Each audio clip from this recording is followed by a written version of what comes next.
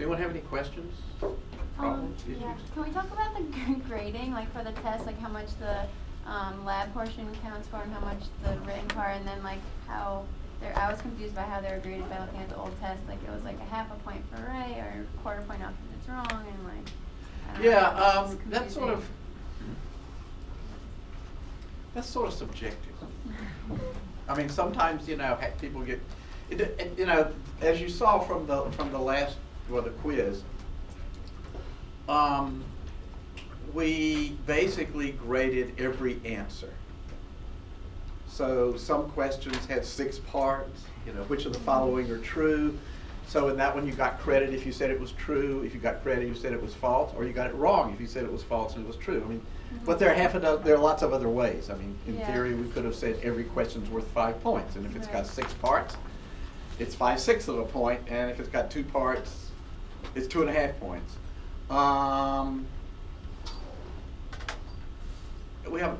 Because like for like the multiple choice. We'll tell you what the question, how we're doing it, but some questions are, well, a multiple choice question. Obviously, if there's one correct answer. Well, it said there can be more than. Yeah, well, one of them there were 3 correct answers. Yeah, out like of that's 6. why I didn't know like if it's better off, like you're better off guessing more, or if then it would hurt you more. Right. Yeah, well, I have no idea. I mean, I just always assume you guys know all the correct answers, so it's not an issue. I mean, 100's 100, whether each point counts 5. So it really varies. What we will do in the future, just so there's no doubt about it, we will put next to each question how many points it counts. We'll have to. That means we have to decide in advance. But we can probably handle that. Yes, sir. On the practical, are we going to have to know, like what, like for example, if it's an intercostal artery, can we just say intercostal artery, or do we have to say right intercostal artery, or like the side? The rule of thumb is, if a structure is the same on both sides, it doesn't matter. Okay. But for example, we're going to do heart, and if you say heart, there's only one heart, you're probably cool. If you say atrium, it's uncool, because the right atrium and the left atrium have very different morphologies and do very different things. Likewise, lung doesn't count. Yeah. You have to be able to know whether it's a right or left lung. Now, then it gets sort of fuzzy, right? So, bronchus. Do you have to say bronchus of right lung, bronchus of left lung? Probably should. So that's the rule. If the structure is the same, like intercostal artery or posterior intercostal artery, that'll do. We don't really care whether it's right or left, because they're pretty much the same on either side. But the atria and ventricles are different, and the lungs are different, and so forth and so on. Yes? What's the timing like on the exams on both ends? In general, the way this course has been run in the past is the written lasts an hour and the lab lasts 2 hours. But the lab, but they're a little bit, to some extent we play it by ear. I mean, if at the end of an hour everyone's still doing this, we'll make sure people have a chance to finish. And likewise, but the lab is, the lab's pretty straight. Well, the lab you have no choice, quite frankly. I mean, the lab, I don't know exactly how we're going to work this, but say there will be probably, you got 11 tables, there'll probably be, say, 44 questions. So there'll be 4 questions at a table, 2 on each side. And 2 people will be on one side, and you will have 1.5 minutes to answer 2 questions. And then we'll say, next side. And you'll move to the next one, and you'll have 1.5 minutes to answer those 2. So that's a done deal, right? It only takes as many minutes as there are questions. So you can't, it can't take longer. It's a set fee. The written's where you get a little bit more slack. Most people, people tend to finish in 2 hours. But if people have learning disabilities, that's an official issue. So you have to go register and all that. And if people need X number of hours, that's fine. But we need to know in advance. But in general, the written part, is 2 hours and fine. The lab part, like I say, in general it's a done deal. In other classes, larger classes, where you have lots of cadavers, it'll be 1 minute per question. And at the end of 80 questions, everybody's been around once and you're done. So, does that answer your question? Yes, way back. The curriculum changed a lot in 2000, since like 2010. These are like the same questions. If you look at the questions, there's what, exams for numerous old years. If you look at them, the material is essentially the same. As I said earlier, sometimes, I mean, the questions are not the same. And we should assume that stuff on the test in 2010 will probably be tested. Like nothing, it won't be like lesson material. No, we try not to. I mean, some of the questions on material covered in 2010 may not be covered this time, because there's a lot more material than we can ask in a single exam. That's what sampling is all about. But you know, but if you go through 2010, 2011, 2012, the chances are you've covered most of the material. But like I say, in some cases we might say, you know, which of the following structures is innervated by such and such a nerve? Or the next year we might ask, such and such a nerve innervates what questions? Blank, what structures? Blank, blank, blank, blank.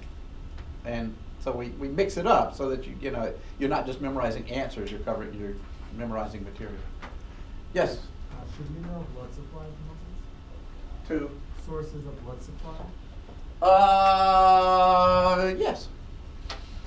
Although for this module, there's not a lot you have to worry about. Certainly when you get to the abdomen, absolutely. The stomach gets one blood supply, the small intestine gets another blood supply, the kidneys get another blood supply, and so forth.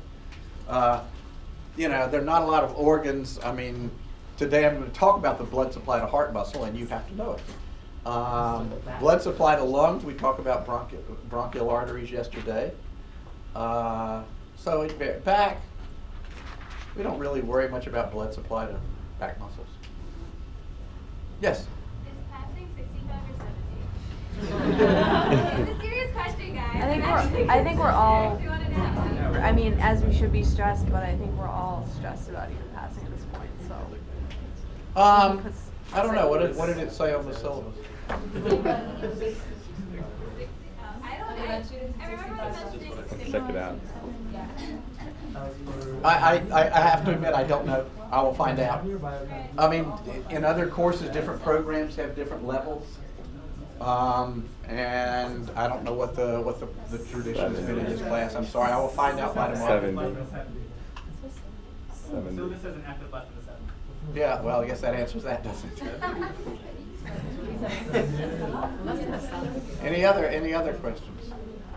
Okay, so as you may have noticed, I've been tweaking some of the lectures from last year, and the way this today, as you know, we're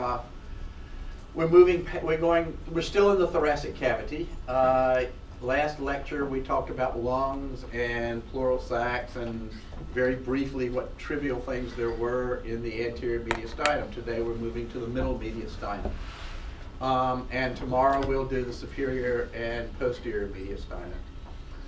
What I would suggest you do, there were lots of options in what you were supposed to do today and how much you should do.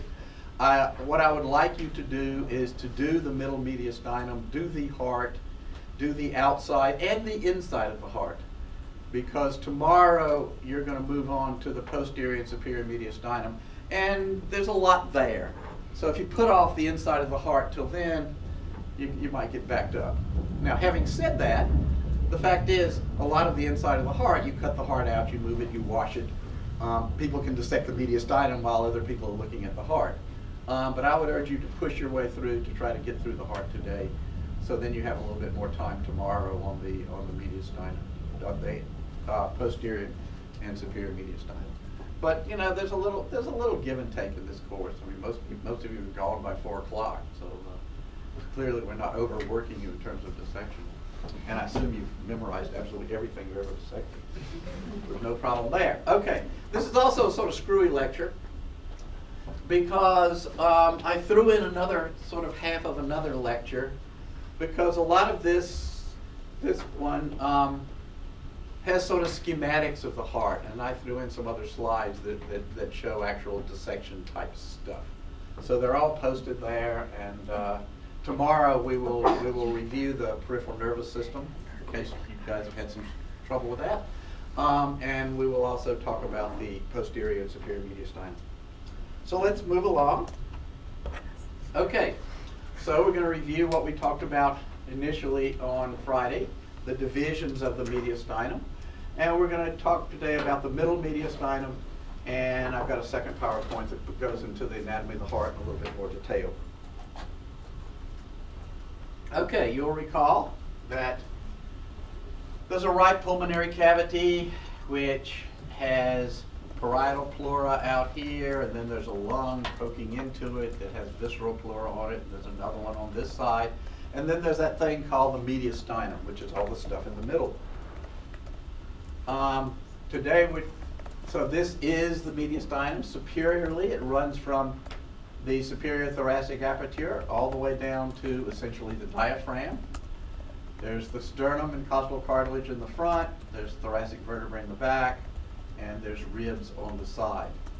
The mediastinum as an area contains everything, basically everything except the lungs and pleural sacs. The heart, the great vessels coming out of the heart, the trachea, the esophagus, remember the little, what's left of the little thymus in there, and some other structures that you'll see in tomorrow's dissection. Here's again a review. This is the mediastinum, right? That's the left. Okay, those are the pleural cavities. Okay, so divisions of the mediastinum. Okay, so this is all mediastinum along the midline. There was the anterior mediastinum, which had some stuff on the back of the sternum, right? There were the internal thoracic vessels down there, the transverse thoracic muscles. Up here, there might have been a little fat blob that used to be the thymus gland. Up here, above this transverse plane, between the junction between the body of the sternum and the manubrium, okay, that separates the superior mediastinum up here from the middle, anterior, middle, and posterior mediastinum down here. Okay, so that's, we talked about that yesterday. Today we're going to talk about this, and then tomorrow we will talk about the area up here and the area down here, and realize that these are not, you know, these are boundaries, but some of the structures obviously from here have their parts extending up into there and so forth and so on. But these are just ways of breaking up this sort of large and complex part of the body. And here they are in living color: superior mediastinum, middle mediastinum, which is mainly the heart and pericardium, and that's what we're going to mostly talk about today. And then we'll talk about these two tomorrow. Okay. Middle mediastinum. Here we are yet again. So what's in the middle mediastinum? Okay. Pericardium, pericardial sac, which I'll talk about in a second. The heart, which you'll want to dissect and look at the many parts of. The roots of the great vessels. So coming out of the heart is the pulmonary trunk, the aorta, and the superior vena cava coming in, the inferior vena cava coming up from below, and then many of these vessels will extend up into the superior mediastinum and branch off in different directions, and we'll worry about that mostly tomorrow. Okay, so here we are yet again. Okay, so here's middle mediastinum. And again, you can see the heart. This is the heart. Okay, so here's the superior vena cava coming in from the superior mediastinum into the right side of the heart. Here's the pulmonary trunk going out of here up into the superior mediastinum. The aorta coming out of the heart going into the superior mediastinum. So this is the part we're worried about today. Here's the diaphragm under the heart there, and the two pleural cavities on either side. Just as on Friday I talked about the lung pushing into this balloon of tissue so that you had a visceral pleura surrounding the organ itself and parietal pleura on the outside lining the cavity. The heart has a similar situation, but the names are different. Okay? So similarly, the heart pushes into an empty sac here, but we use slightly different words. The part that lines the heart there, okay, is referred to as serous pericardium. So both of these are called a serous pericardium. The visceral layer around the heart, as in the lungs, and then the parietal layer on the outside. But there's a twist here, because the sort of parietal layer, the outer layer of this serous pericardium, is covered with fibrous connective tissue. So that whereas in the lungs you just had visceral pleura and parietal pleura, here this outer layer has two parts. It has a serous pericardial part and a fibrous pericardial part. The point is, if we put a pin in the outside, it's one thing. If we put a pin on the inside, it's the other. So it's the same concept of pushing an organ into a sac, but the outer part of the sac has two layers in terms of in the heart. So again, as when we said, what's inside the pleural cavity, the answer was nothing except lubricating fluid. What's inside the pericardial cavity, the area in here, and the answer in general should be nothing except a little lubricating fluid. Because it's just an empty area within which there's a heart covered by visceral pericardium. Okay. So the cavity is a potential space between the parietal and visceral layers of the serous pericardium. It contains nothing. This external layer, as I said, has two parts. On the inside, there's sort of a little slippery part known as the parietal layer of the serous pericardium, and when you open up, it should be sort of slippery. And then there's this fibrous sac on the outside, which you can't see through. It's very tough. Okay, so the parts of the heart, and how does the heart work? Okay, this one's color-coded. Blue means blood without oxygen, generally coming back from the body and going to the lungs. And red, as you've known since probably elementary school, is the blood that has lots of oxygen in it. So, coming from the upper part of the body is the superior vena cava that's collecting